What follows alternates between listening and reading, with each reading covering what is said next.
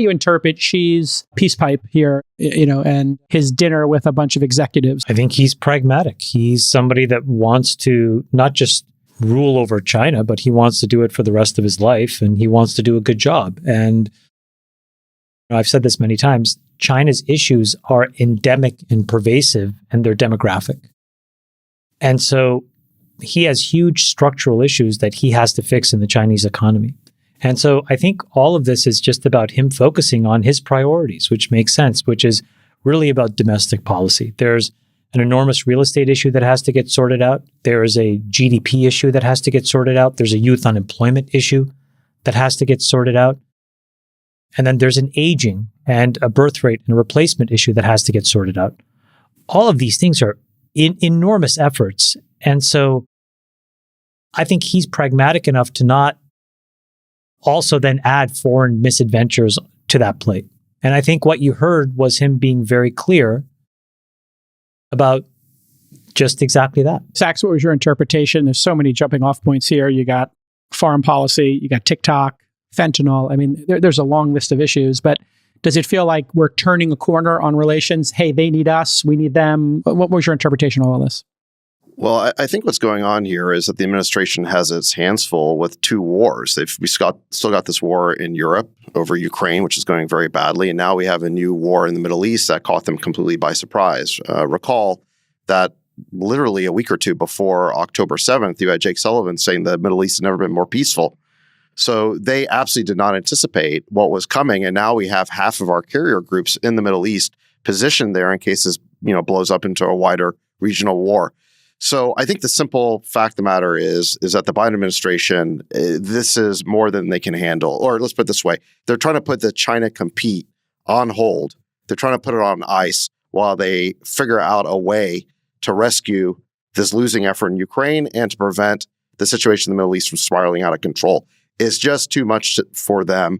They don't have the bandwidth to deal with a war or conflict breaking out in the Asia Pacific. So I think that's the Biden administration's motivation here is they're seeking to ease tensions because they're just too bandwidth constrained to deal with it. By the same token, I think Chamath is right that she realizes that he's got his hands full with domestic economic problems. He doesn't need a ratcheting up of tensions with the United States right now.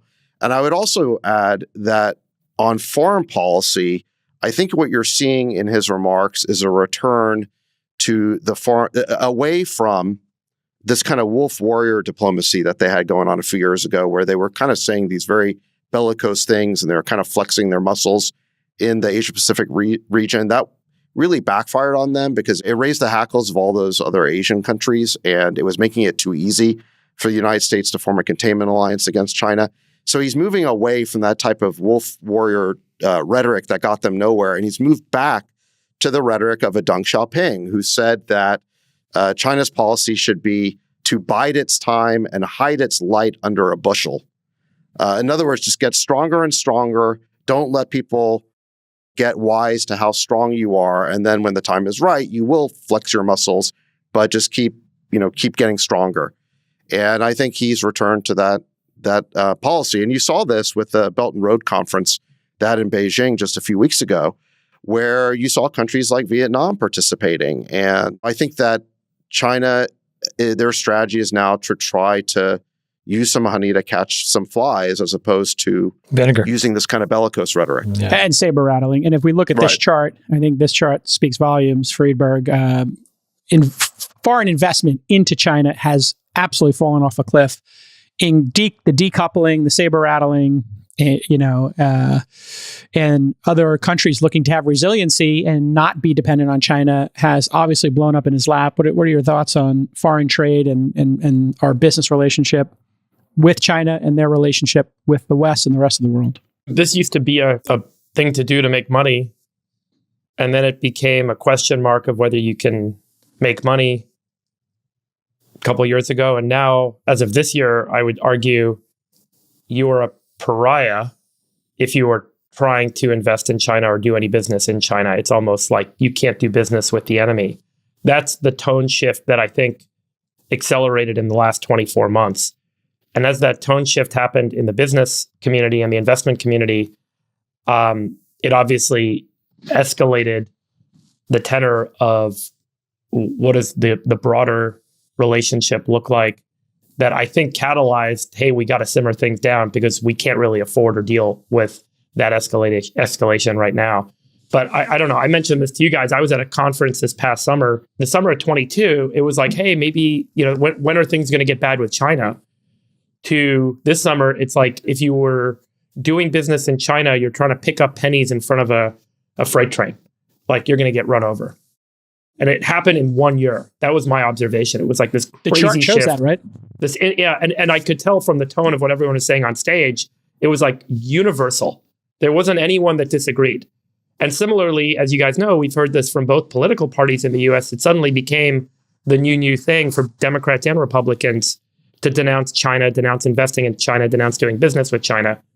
But too much too fast, I would argue, has led to an observation of the consequences. It's a deeply coupled economic partner to the United States. China is the largest buyer of US agricultural exports.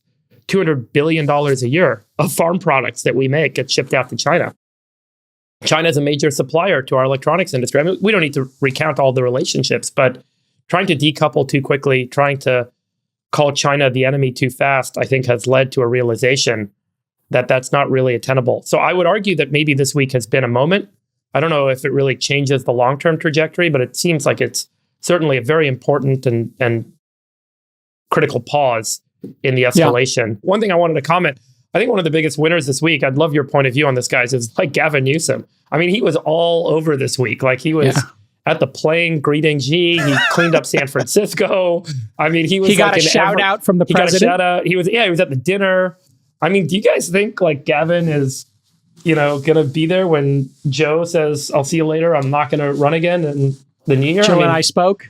Yeah, what's happening here? It's all just a big coincidence. He actually went on stage in San Francisco, made all those comments about the city should be cleaned up and we haven't been doing it. We could have the whole time. He was very honest about it. Well, that's not quite what he said. Yeah. But I don't know. What do you guys think? He's quasi-owning it, right, Sachs? Quasi-owning it? No, I don't think he did own it. He gave these really weird remarks about how there are some people who are saying that we're only cleaning up San Francisco because there's these fancy people here. That was just such a weird term as well. It's true because it's true. And it's true, but true. Yeah, it was like he was headed in one direction and then realized he was making a mistake, but couldn't quite figure out what to do about it. Let's pull it up. It's good. Yeah, here, play it. Folks play the clip. They're just cleaning up this place because all those fancy leaders are coming into town. That's true because it's true. What he's basically doing there is admitting that he, as the governor, has the power to snap his fingers and wave his magic wand and clean up the streets of San Francisco. And that is completely different than what he's been telling us for years. For years, he's been maintaining that the problem of homelessness in California is owned by local officials or by judges or somehow by the system itself, and is too complex and is beyond his power to simply do something about it. But he just admitted that, in fact, he does have the power to do something about it. In fact, he is the boss of a one-party state. And all he had to do was snap his fingers and make this homeless problem go away. And he's willing to do that for Xi Jinping. He's willing to do that for Dreamforce. He's willing to do that for the Super Bowl, but he is not willing to do that for the ordinary citizens of San Francisco. And I think that ultimately is going to be a huge vulnerability. What he should have said here is, it's true that we cleaned up the city to represent ourselves well for these foreign leaders who are coming in. But the truth of it is that we should be doing this every day. And here's my agenda for fixing it. Point 1, 2, 3. And if we could get everyone on board with this agenda, we could fix this problem. But that's not what he said. What he basically communicated was that I can solve this problem anytime, but I don't give a shit about you, ordinary citizens. We only do this for the fancy people. Chamath, when any reaction to that? Yeah, he's auditioning. I mean, I think that much is clear. Again, I would just say you can't just go to China and meet with Xi Jinping. So that has to be endorsed, it's negotiated, it's enabled. You go there with talking points, you go there in discussion with state and treasury and the rest of the federal bureaucracy behind you. So that was a clear audition of some kind.